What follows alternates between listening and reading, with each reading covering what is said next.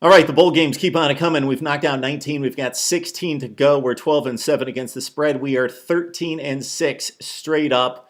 We are just about an hour from the Advo V100 Bowl with Boston College taking on Arizona. Please check out our post on that. It's a really good one with SB Nation's Brian Favat of BC Interruption. Provides some great insight into this turnaround at Boston College. 7-5 this season after 2-10 last year. So we've got Boston College, a 7.5-point underdog, taking on a supposed speed discrepancy here with a team out of the Pac-12 in Arizona.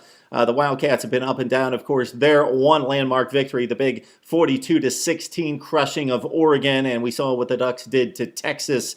And Oregon's still a top 10 football team at 11-2 as they conclude 2013. So this would supposedly be a bit of a mismatch with, again, a very strong member of the Pac-12 coming out to play Boston College, and Boston College perceived slow and efficient.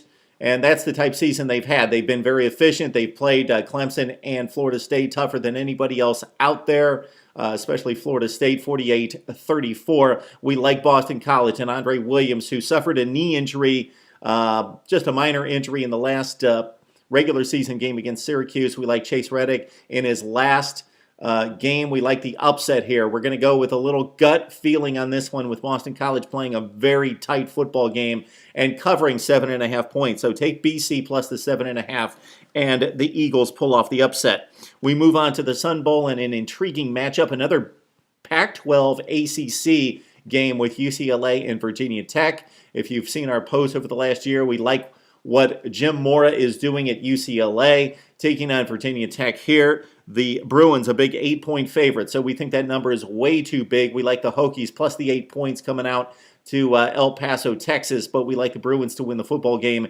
UCLA concludes a fine 2013 campaign in which they almost made it to the Pac-12 championship game. So UCLA wins, Virginia Tech covers the 8. Mississippi State and Rice in the Liberty Bowl. The Bulldogs are a 7-point favorite against the Conference USA champion. This has been a pretty good game in recent years as Conference USA and the SEC have agreed to play in the Liberty Bowl with about the SEC 10 seed taking on Conference USA champion. We like Mississippi State. We think they're going to be extremely motivated. They're very undervalued, especially on the defensive side of the football. Check out the scores. Check out the yardage production against Mississippi State. The front seven is a top-level defense. Dak Prescott at quarterback. We expect him to play the dual-threat quarterback in this one. The true freshman Damian Williams may get some reps as well. Mississippi State went back and forth between Prescott late in the season after Tyler Russell lost his job early in the season, the quarterback who threw 24 touchdowns as he led them to the Gator Bowl in 2012. So they had a bit of an identity issue with the pocket passer Russell and Dak Prescott running it out of the pistol. So we like Prescott in this football game and Mississippi State's defense. Bulldogs win it big. They cover 7 points against Rice.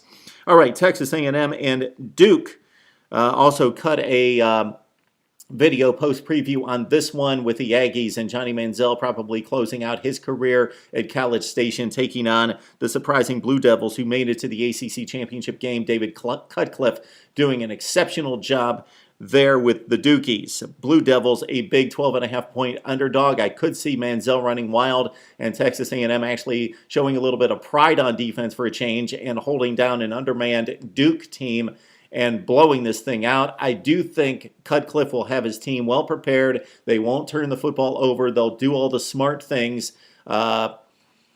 Texas A&M's top defender, especially when you look at the tackle statistics, their team leader tied for the team leadership in total tackles. Claiborne, the true freshman, out for this game. He has been suspended for this football game, so Texas A&M wins it. Johnny Manziel has a field day against the slower Duke defense, but Duke hangs tough. They keep it within 12.5, so take the Dukies plus 12.5 against Texas A&M, but the Aggies do win this football game on New Year's Eve. Okay, we move it on to the Gator Bowl in Georgia and Nebraska playing for a second consecutive season. Don't know that that was necessarily a good strategy by the Big Ten and the SEC, and most notably the Gator Bowl in making the selection. That said, Georgia's a 9-point favorite, and they should be. I know we've got a couple 8-4 football teams, but Nebraska playing with a backup quarterback, as is Georgia. Love what the Bulldogs did against Georgia Tech. They looked very strong on offense. That that season finale. Take the SEC, take Georgia in this one. Nebraska played a weak Big Ten schedule, and I'm not just talking about the Big Ten's weak. I'm talking about a weak Big Ten schedule, meaning they didn't have to play Wisconsin or Ohio State. Displaced them with a couple of weaker teams in Purdue and Illinois. So Nebraska's 8-4 season and 5-3 in the Big Ten, even maybe a bit inflated. So Georgia's going to win this football game big and cover 9 points. North Texas and UNLV. So how much North Texas football and UNLV football do you think I watch over the course of a season? Okay, that said, go with this standing rule. Take the favorite and take the points. So North Texas, take them to win this football game in the Heart of Dallas Bowl, which has really gone down the bowl tiers, thinking Oklahoma State and Purdue last year, Penn State and Houston 2 years ago, now going with North Texas and UNLV. Take Vegas plus the 6.5 points there. All right, let's get to the big boys. Some really good matchups on New Year's Day as we get past the first couple games here. We go to the Capital One Bowl, which is typically a great matchup between the SEC and the Big Ten. Check out historically the numbers there and the results. The Big Ten and the SEC have gone toe-to-toe, and this one and the Outback have been really good for these two conferences and college football. Two of the better non-BCS bowl games, and most of the time better than a lot of the BCS bowl games as well. Okay, Wisconsin, a 1-point favorite against South Carolina. I think this is going to be a great football game. This is at the top of my radar. If I could only watch 2 or 3 or 4 football games in the postseason this year, this would be on the list. Wisconsin wins it. It's going to be really good. Yes, I say that despite some hesitancy with the playmaking of Connor Shaw and his ability to take care of the football with 1 interception this season, and he's a great dual threat. Wisconsin may have some issues with the speed, but Damiere Byrd, one of South Carolina's top receiving threats, out of the football game, and Joel Stabby, a marginal quarterback, so if he takes care of the football, and that's obviously a big if, we like Wisconsin's running game to make some plays. Wisconsin typically shows up in the postseason, and we're going to take the Badgers here in a very good football game over South Carolina minus the 1 point.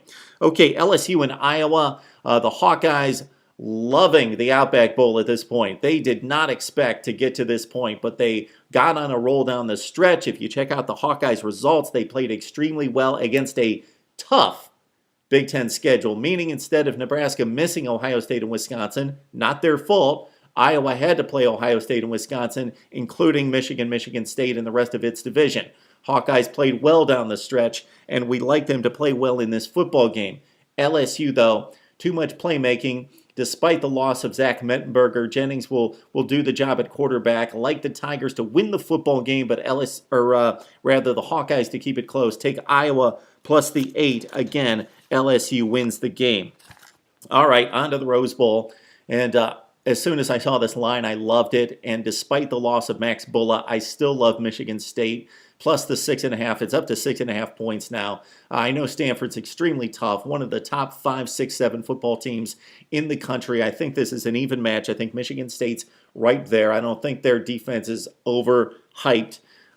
They clamp down. You know, take the Florida State example. Didn't play anybody outside of Clemson. Everybody looking at its dominance. Well, people say Michigan State didn't play anyone. Well, of course, they played Ohio State finally in the Big Ten championship game. But before that, Nebraska, Michigan, those type of teams were the best teams they played. Well, defensively, they dominated. We're talking about negative rushing yardage. So this is like the irresistible force against the immovable object when you talk about these two rushing attacks taking on the defensive front sevens here. Max Bulla, a huge, enormous loss for Michigan State. That makes me hesitant on this pick now because he is key on this defense. He's the captain. He's the leader. He gets everybody in the right place. Plus, he's tough and a sure tackler. That said, I still like Michigan State to make enough plays to win this one outright. Michigan State, very tough mentally. Not that Stanford's not.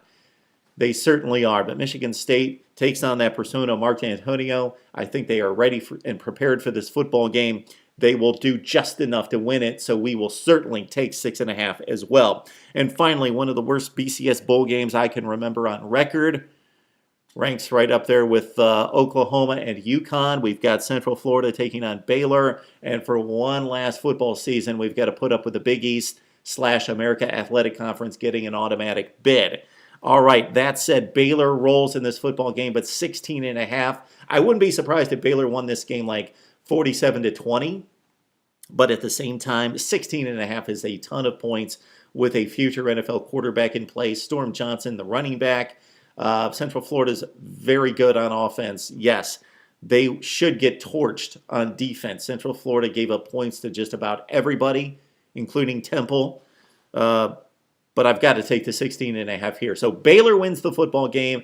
Take Central Florida plus the 16.5. I'll be back with the other BCS Bowl games and take us right through the BCS National Championship game next time. Now I need to hear from you and your selections for New Year's Eve and New Year's Day right here on Mark Rogers TV.